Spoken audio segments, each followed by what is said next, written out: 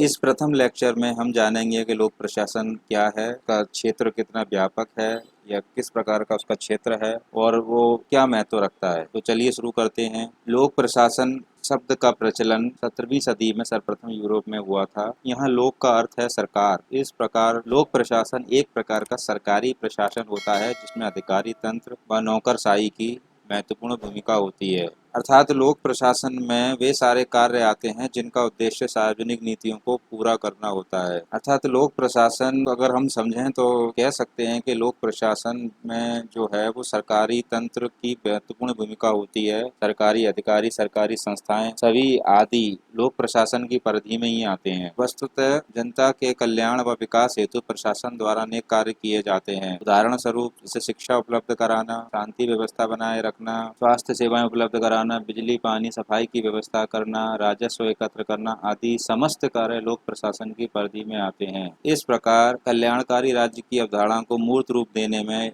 लोक प्रशासन महत्वपूर्ण भूमिका निभाता है। अब बात करते हैं उसके क्षेत्र या दृष्टिकोण की। लोक प्रशासन के अध्ययन के क्षेत्र के संबंध में विद्वानों में मतभेद है, अर्थात एक मतता की स्थिति का अभाव है। लोक प्रशासन के क्षेत्र के संबंध में सामान्यतः 4 प्रमुख दृष्टिकोण प्रचलित हैं। पहला है व्यापक दृष्टिकोण। साइमन और एल.डी. वाइट जैसे विद्वानों के अनुसार लोक प्रशासन सरकार के तीनों अंगों यथा कार्यपालिका, व्यवस्थापिका और न्यायपालिका से संबंधित है। इस दृष्टिकोण के अनुसार लोक प्रशासन में वे सभी कार्य आते हैं जिनका उद्देश्य सार्वजनिक नीतियों को पूरा करना होता है। इस प्रकार लोक प्रशासन के इस व्यापक दृष्टिकोण के अनुसार नीति निर्माण करना, नीतियों को क्रियान्वित करना, बदलती परिस्थितियों के अनुरूप लोक सेवकों द्वारा स्वयं जन कल्याण के उद्देश्य से निर्णय लेना आदि सभी कार्य लोक प्रशासन के कार्य हैं। वहीं इसकी दूसरे दृष्टिकोण जो कि संकुचित दृष्टिकोण कहलाता है, इस संदर्भ में अगर हम बात करें तो इस दृष्टिकोण को मानने वाले विचारकों के अनुसार लोक प्रशासन का संबंध शासन की केवल कार्यपालिका शाखा से है, यानी कि उसकी एग्जीक्यूटिव बॉडी से है। अर्थात इस विचारधारा के अनुसार लोक प्रशासन में कार्यपालिका द्वारा किए जाने वाले कार्यों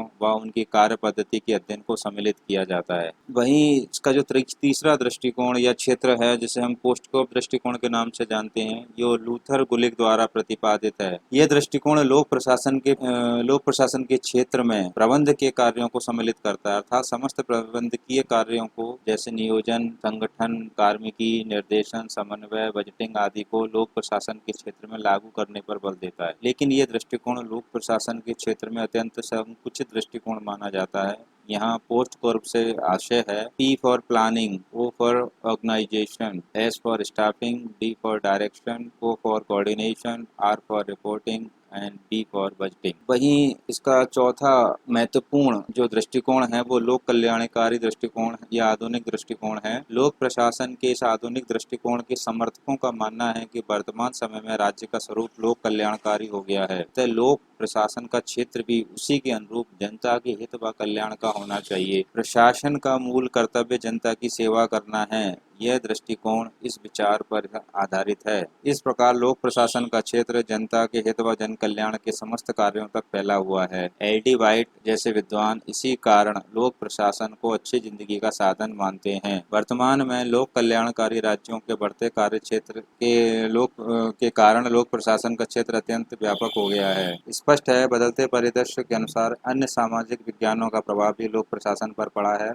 वर्तमान सूचना क्रांति के युग में इसका कार्य क्षेत्र और विषय क्षेत्र लगातार बढ़ा है और ये एक गतिशील अध्ययन के विषय के रूप में स्थापित हुआ है, क्योंकि सरकारों के कार्य व दायित्व का दायरा जैसे जैसे बढ़ रहा है, लोक प्रशासनिक कार्य क्षेत्र व दायरे में भी विस्तार हो रहा है। अब हम बात करेंगे लोक प्रशासन के महत्व की, अर्थात इसका क्या महत्व है। वर्तमान युगीन लोक प्रशासन समाज का एक आवश्यक अंग बन चुका है। आज समाज के सभी प्रकार की आर्थिक, सामाजिक, राजनीतिक व्यवस्था में इसका महत्व बढ़ता जा रहा है। वर्तमान में लोक प्रशासन मानव जीवन की असंख्य आवश्यकताओं जैसे शिक्षा, स्वास्थ्य, मनोरंजन, स्वच्छता, सामाजिक सुरक्षा को पूरा करता है। अतः इसकी विषय वस्तु सकारात्मक है। वहीं यह सृजनात्मक भी है, क्योंकि इसका उद्देश्य मानव कल्याण है, अर्थात मानव कल्याण पर यह जोर देता है। इस संबंध में विद्वानों का जो मत है, इसकी महत्ता को जो प्रदर्शित करता है, जैसे अकॉर्डिंग टू एल.डी. वाइट, लोक प्रशासन अच्छी जिंदगी का साधन है। वहीं अकॉर्डिंग टू प्रोफेसर बेनहेम कि अगर सभ्यता का विनाश होता है तो इसमें लोक प्रशासन मुख्य रूप से जिम्मेदार होगा। अतः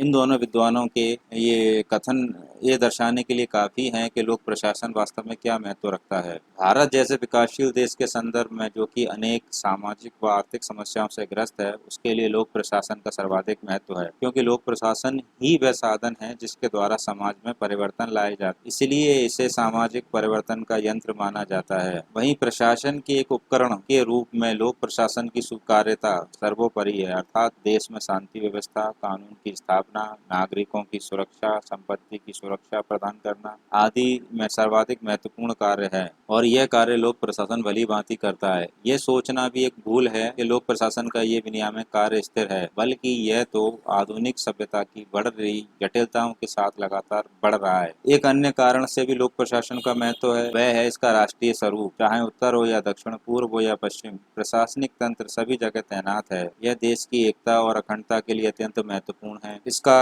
अनिवार्य राष्ट्रीय स्वरूप राष्ट्रीय एकीकरण का सशक्त यंत्र होता है। इस प्रकार निष्कर्ष रूप में कहा जा सकता है कि लोक प्रशासन विभिन्न प्रकार की सेवाएं प्रदान करने वाला एक महानतम अभिकरण है। दोस्तों, ये था हमारा प्रथम वीडियो। अगर आपको ये वीडियो अच्छा लगे तो लाइक एंड सब्सक्राइब जरूर करें, और इसके PDF आपको 1-2 दिन के अंदर उपलब्ध करा दिया जाएगा। ठीक है, मिलते हैं नेक्स्ट वीडियो में, तब तक के लिए नमस्कार।